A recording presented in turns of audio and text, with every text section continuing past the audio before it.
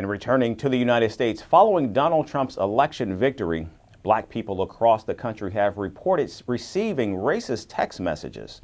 The messages read that the recipients have been selected to pick cotton and must report to the nearest plantation, sparking outrage because of the historic and systemic racism against African Americans.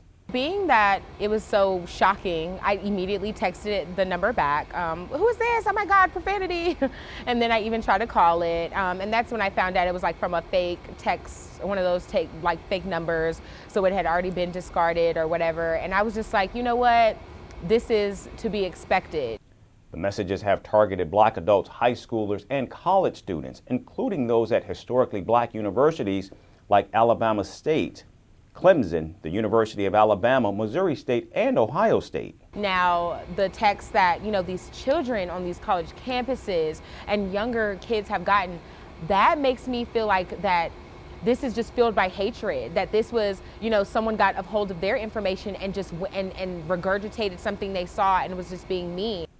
The messages are said to have been received by people, many of whom are black college students, in at least 21 states, including North Carolina, California, Ohio, Michigan, and Alabama. The FBI, along with state attorney generals, have launched an investigation into these racist messages.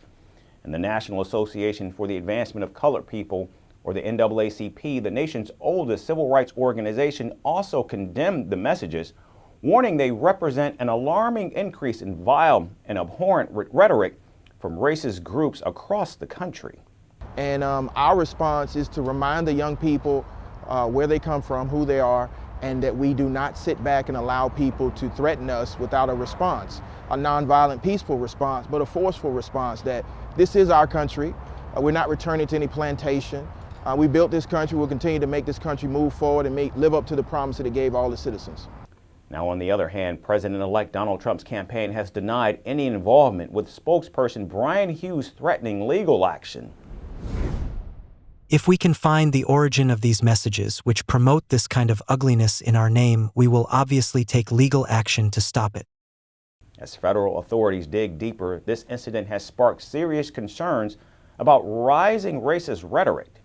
Many are calling for accountability as communities cope with this disturbing show of hatred, which comes right after Donald Trump's election win.